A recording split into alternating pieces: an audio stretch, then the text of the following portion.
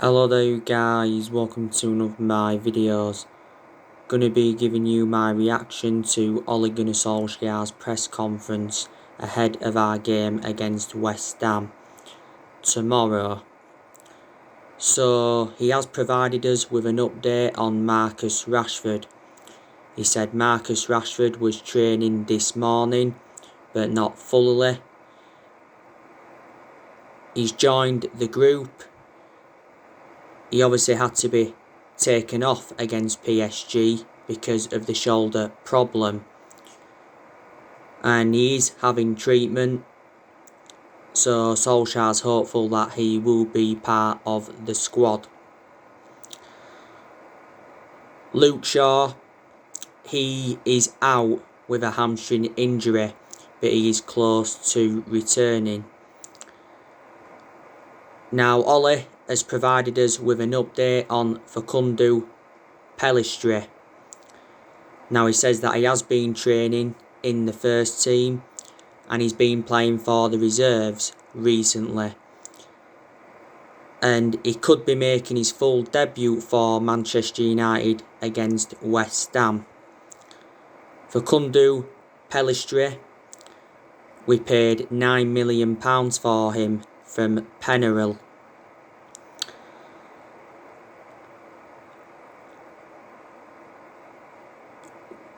We've also had an update on Amad Diallo Traore. Solskjaer hopes that he will obtain a work permit so he can join the football club in January. Now, we did pay an initial fee of £19 million, but could rise up to £37 million with add-ons included. He has been doing well for Atlanta recently. Now, there's a few things here that I also spoken about in the press conference. So, obviously David Moyes was mentioned and Ollie's come out and he said, no, I haven't sat down and had discussions with David. No, when you're here, it's the biggest club in the world and a different animal to anything else. But we've had other discussions and I really admire David, and you see the way West Ham perform and the results he's getting shows his qualities. This was Ole Gunnar Solskjaer on Manchester United's consistency.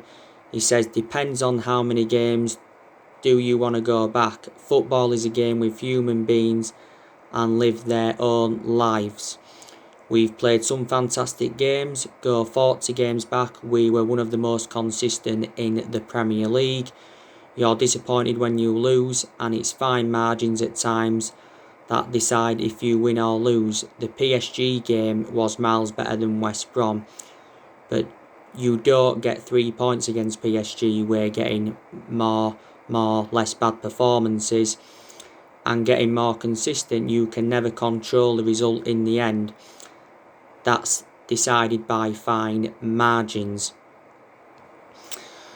And he also mentioned if Manchester United could finish in the top 4 this season, it would be a great achievement. So yeah, so these are some of the things that were mentioned during the press conference. Now, this is going to be a difficult game for Manchester United. West Ham have been in a good vein of form. They've won their last 3 games in a row in the Premier League. They're coming into this game on the back of a 2-1 win against Aston Villa. And they are sitting 5th in the Premier League, so that's very good to their standards. They've won 5 games out of 10 so far this season in the Premier League. Tomorrow, David Moyes is going to be reuniting with Manchester United. David Moyes is a former Manchester United manager. He endured around, was it 8 or 8.5 months with us. You know, he did enjoy the shortest tenure at the club. Under the David Moyes era, we finished 7th, and that was the lowest we finished in the Premier League era. Moyes is currently into his second spell at West Ham, and he's done well at West Ham to his credit. Obviously, he's managed Real Sociedad before, he was bad. He's managed Sunderland before, he was bad. He ended up getting Sunderland relegated. He managed us, like I mentioned. And he managed Everton for a good 11 years. And I thought he was very, very good there. But Solskjaer admires what he's done. West Ham have got some good players in their team that we need to be aware of. Now, they've obviously got Lanzini. He's one of their key players. They've got Sebastian Haller. He's one of their key players. Mikel Antonio. Now, I heard that he's ruled out for this game, which is good news. Which is good news from a Man United perspective, because Mikel Antonio is one of their key players. You know, they've obviously got Declan Rice. I think West Ham have been in talks over getting him a new contract.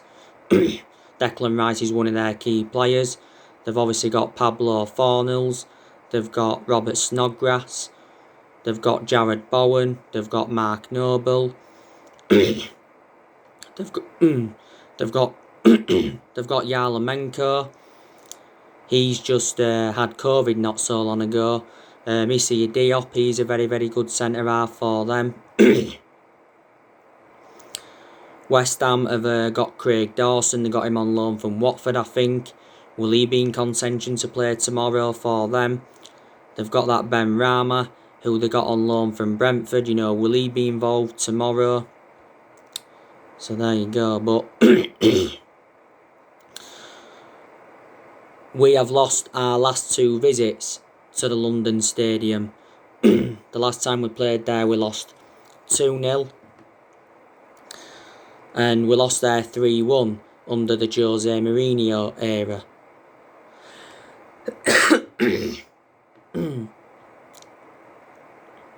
Didn't we? But away from home, we've been very, very good. We have won our last 8 away games in a row in the league. And that's the first time we've done that in our history. And we've not lost away from home in the Premier League since January. But yeah, we are going into this game on the back of a 3-1 loss against PSG. That was in the Champions League. Obviously, it was goals from Neymar. He scored 2.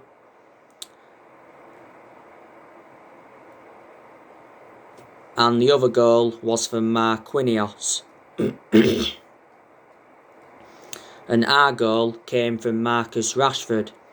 It was a deflected goal, but the goal had still been given to Rashford. Now, like I said to you, PSG totally dominated the first half, but I thought in the second half it was totally contrast. You know, we played well second half. You know, we had good chances. Martial had good chances. Edison Cavani had a good chance at the crossbar. But I was very, very disappointed, because we missed the opportunity to qualify for the knockout stages of the Champions League. Now, we do play RB Leipzig next week. That's our final game in the group, and we either need to draw or win to qualify for the knockout stage. Now, we did beat RB Leipzig at Old Trafford earlier on in the season 5-0. But I think this game at RB Leipzig's ground is going to be totally contrast to the one at Old Trafford. You know, RB Leipzig have got one of the best young coaches in the world in Julian Nagelsmann. They got to the Champions League semi-final last season, and they finished 3rd in the Bundesliga last season. You know, and we have actually been doing well in Europe. You know, we've been doing well in the league recently. We've actually won our last 3 league games. So it is up and down, isn't it?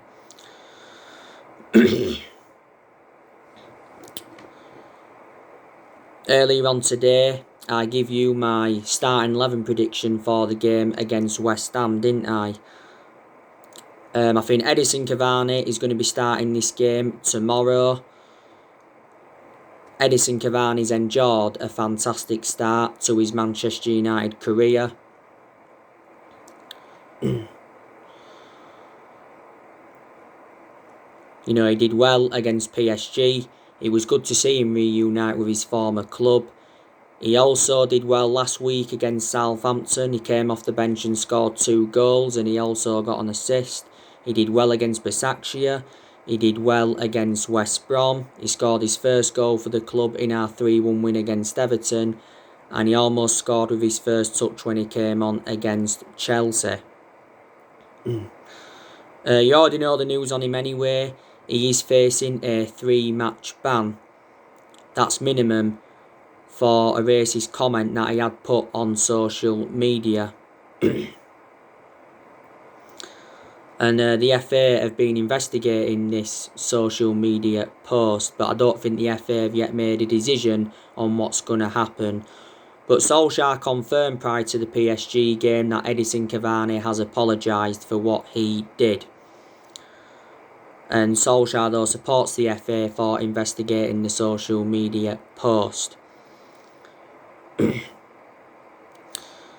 There's a lot of Manchester United fans saying that Martial needs to be dropped for this game against West Ham. If Rashford's available, which I think he will be, then we don't have to obviously start Anthony Martial.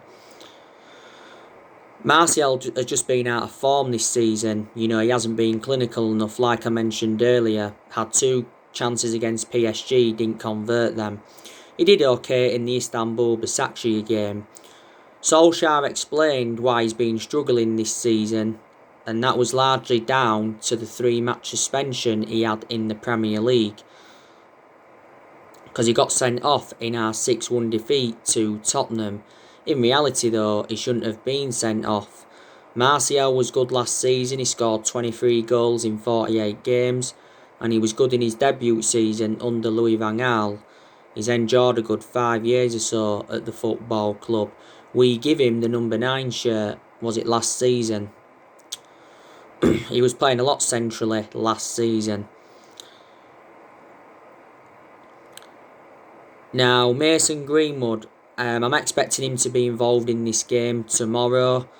I haven't really had much of a perception on Mason Greenwood this season, because he's obviously had personal issues, he's had injuries, he obviously had illness at one point. He was withdrawn from the England squad a few times earlier on in the season. But Solskjaer's been defending him a lot this season, Mason Greenwood.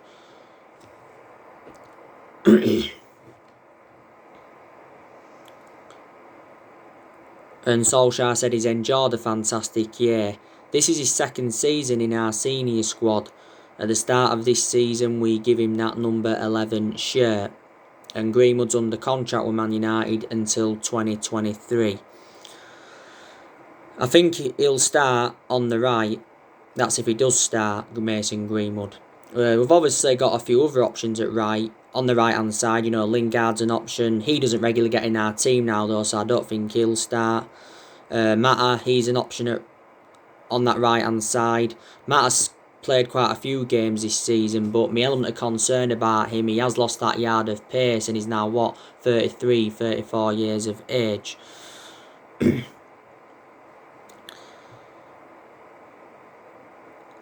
like our front 4, they can play in different positions, like Ole said before.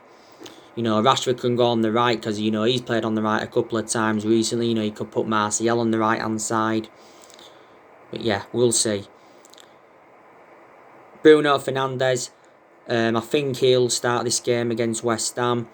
Bruno Fernandes is undroppable. In the vast majority of his games at Manchester United, he's been very, very consistent.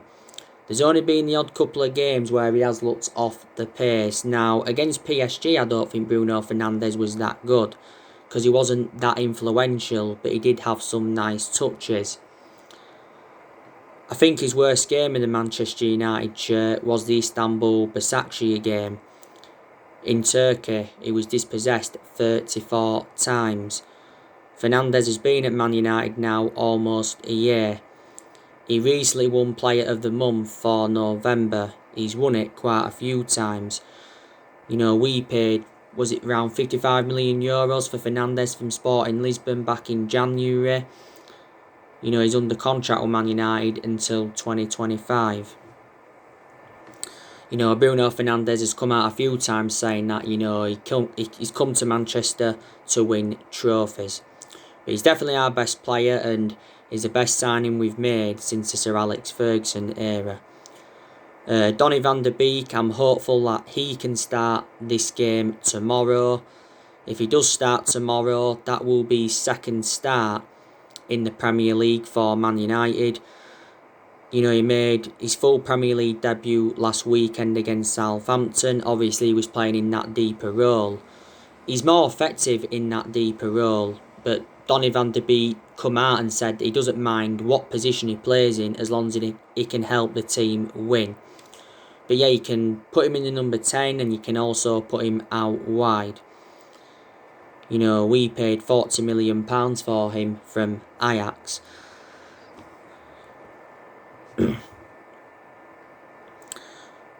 Paul Pogba, now he's obviously now back from that ankle injury. He didn't start the game against PSG, but he did come on. I don't want Paul Pogba to start this game. He may not start the game. Pogba, Fernandes and Van der Beek won't all play together though. You know, I think we'll look better without Paul Pogba in the team, if I'm going to be quite honest with you. Now, I'm expecting Paul Pogba to leave the football club next year. Because he has had a long-running transfer saga. You know, he's been relentlessly linked to a move to Real Madrid. You know, there's been narratives of him going back to Juventus, and PSG and Barcelona have been in for him before.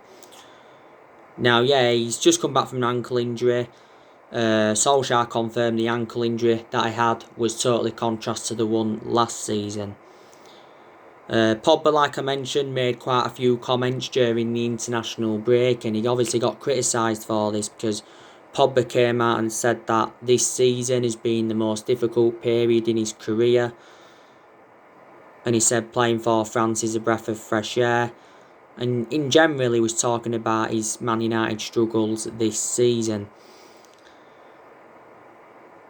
You know, earlier on in the season, we triggered that 1 year extension on his contract, and Paul Pogba was not happy with this, but there has been no talks over getting him a long-term contract at the club.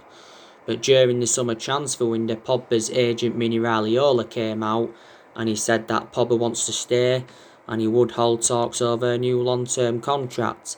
As it stands at the moment, he is our most expensive signing because we paid £89 million for him. Now, Matic, I don't think he'll start tomorrow against West Ham. Could be involved, but I don't think he'll start.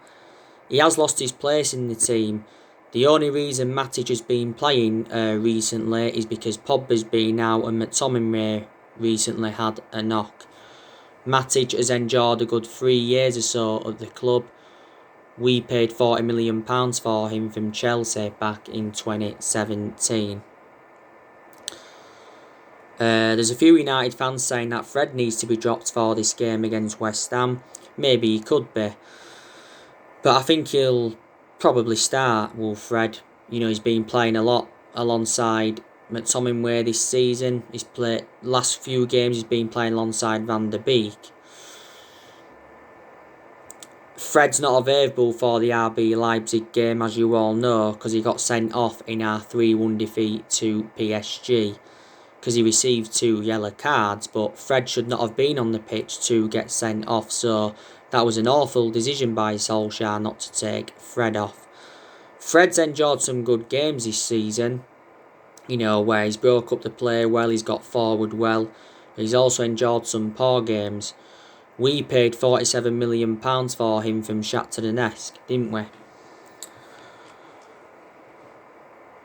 Now, Alex Telles, he'll start this game tomorrow. I think Alex Telles has enjoyed a fantastic start to his Manchester United career. You know, I like the way he's got forward. Defensively does okay. He didn't do much defensively though against PSG. He can get into good positions. He can cross the ball well. We got Alex Telles for 15.4 million with add-ons included. He's now our first choice left back. There's obviously other options at left back, Luke Shaw, but he's obviously out with injury still. Brandon Williams, he's our third choice left back now, isn't he? He hasn't really had much game time this season, following the arrival of Telles, of course. The two centre-halves will be Harry Maguire and Victor Lindelof, because they are our first choice centre-halves. I've got element of concerns about them. Lindelof has enjoyed some good games as a Man United player, but he's also enjoyed a lot of bad games, and he's nowhere near on the same level as Harry Maguire. And they're both slow, Lindelof and Harry Maguire. They're too static. Maguire, don't get me wrong, he's had some good games this season where he's been very effective in the air and he showed that ability to play out from the back. But there's been games where he's been poor. He is our current captain at the moment. We got him in a deal worth £80 million. So as it stands at the moment, he is the most expensive centre-half in the world. But he did have early season troubles. And Wan-Bissaka, I think he'll start tomorrow against West Ham. And Wan-Bissaka's obviously our first choice right back. The other option at right back is Timothy Fosu-Mensah.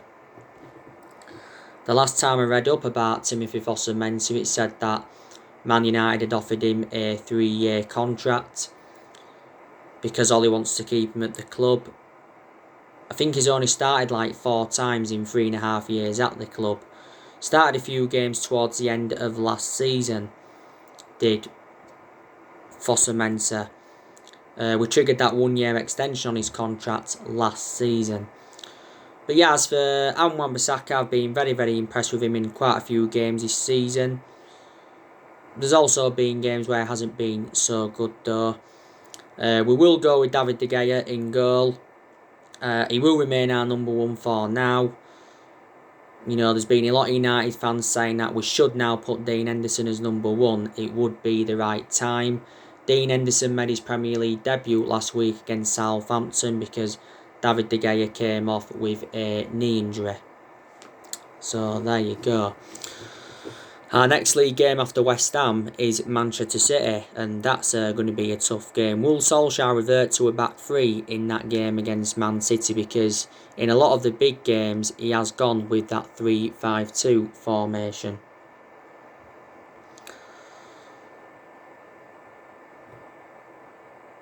Now, like I updated you earlier on, according to Ed Woodward, Manchester United will back Ole Gunnar Solskjaer with a long-term plan centred ahead of summer transfer windows. And Ed Woodward's come out quite a few times to support Ole Gunnar Solskjaer. And Ed Woodward's come out and said that we need greater consistency if we are to compete and win trophies. Now, obviously, Solskjaer made his prediction ahead of the January transfer window, and he says that he doesn't expect many ins or outs. And Ed Woodward's obviously agreed on that comment Solskjaer made. So obviously we're focusing now on the summer transfer window. I'm still hopeful we can make a couple of signings in January, but I think we're going to try and make a lot more next summer.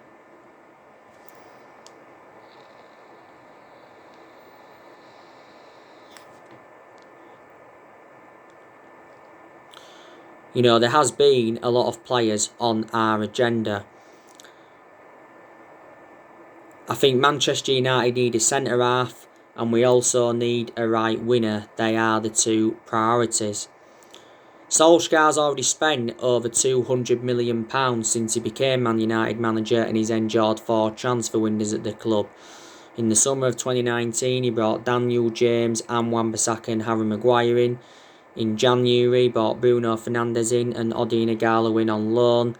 And in the summer transfer window of this year, he brought Donny van der Beek in, Edinson Cavani, Alex Telles, Facundo Pellistri and Amad Traore should be joining the football club in January. So he has made some good signings, but we've also missed out on a lot of players under Ole. And he wasn't backed enough during the summer transfer window. The board have not backed any of our managers enough that we've had since Ferguson left, and this is why the board's been one of the biggest problems at the club for several years. And a lot of Manchester United fans have been demanding the board out. We're obviously going to focus on the outgoings next year as well as the incomings, because he's still deadwood at the football club that we do need to get rid of. Now, I think next year we'll be looking to get rid of Lingard. Lingard doesn't regularly get in the team now. We'll be also looking to get rid of Jones, Rojo, Sergio Romero, because Sergio Romero is now our third choice goalkeeper. I think Ighalo will leave in January when his loan expires, unless we're open talks over extending his loan more. Pogba could leave next year, Matic could leave next year, possibly Juan Mata could. There has been talks of Williams going out on loan. There's obviously been talks of Dean Henderson going out on loan. We've already seen a lot of players depart the club since he got recommended in. We've seen the likes of Lukaku leave, Herrera leave. I think they are two players Man United should have kept. We've seen the likes of Darmian leave, Smalling leave, Young leave, Valencia leave, Fellaini leave, Sanchez leave, Angel Gomez leave. We've also loaned a few players out. We loaned Tahith Chon out, we loaned James Garner out, we loaned Dylan Levitt out, and we loaned Joe Pereira out again for another season. We also loaned Diego Dalot out, and we loaned Andres Pereira out. So he has got rid of some of the deadwood, hasn't he? Solskjaer did well in his first full season last season because he got us qualification for the Champions League, also got us third, and he guided us to 3 semi-finals. I also like the way he has promoted the youth, and we have enjoyed some good periods under him. We enjoyed a good period recently until PSG beat us, but we've done well in the league recently. We went on a 19-game unbeaten run in all competitions last season. Did well in that 3-month period when he was the interim manager and all of that. But yeah, I don't think Ole Gunnar Solskjaer is a long-term manager for Man United. I think he's going to be sacked at some point. I can almost assure, or should I say, I can assure that he won't see out his contract at the club. He's under contract with Man United until 2022. Obviously, there has been talks of Pochettino replacing him, Massimiliano Allegri replacing him. A few weeks ago, there was talks of Julian Nagelsmann replacing him. This is Ole Gunnar Solskjaer's second full season as Man United manager.